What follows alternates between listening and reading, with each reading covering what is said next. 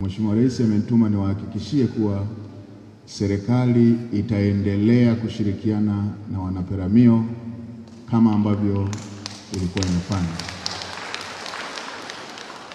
Mheshimiwa Jenista alikuwa kiungo cha wanaruvuma na serikali. Mheshimiwa Rais amenituma niwahakikishie wanaruvuma wote kwamba serikali itaendelea kushirikiana na mkoa wa Ruvuma na kuendeleza kazi ambayo ilikwisha kufanyika na kazi ambayo ilikuwa mbele yetu, ambayo kama mtakavyokumbuka ndio kwanza dira mpya inaanza kutekelezwa na ndio kwanza ilani mpya inaanza kutekelezwa. Mheshimiwa baba yetu naibu askofu mkuu, Mheshimiwa Jenista alikuwa kiungo kati ya kanisa na serikali.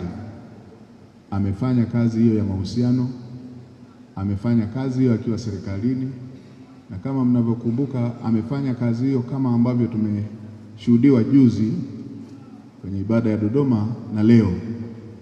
Mheshimiwa Rais ametuma niwahakikishie wote kwamba serikali itaendelea kuenzi na kushirikiana na taasisi za dini ili kuweza kuhakikisha kwamba heshima kubwa ambayo Tanzania imekuwa nayo kuhusu umoja wa kitaifa, uhuru wa kuabudu, amani na usalama wa nchi yetu unaendelezwa.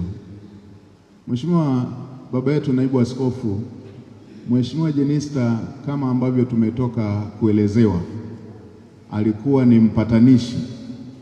Amefanya kazi hiyo katika nyanja mbalimbali.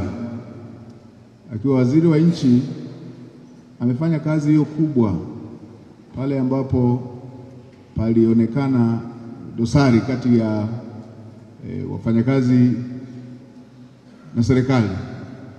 Mheshimiwa Jenista alifanya kazi hiyo, na hadi leo serikali pamoja na wafanyakazi na watumishi wa umma wana ushirikiano mkubwa. Mheshimiwa Jenista alifanya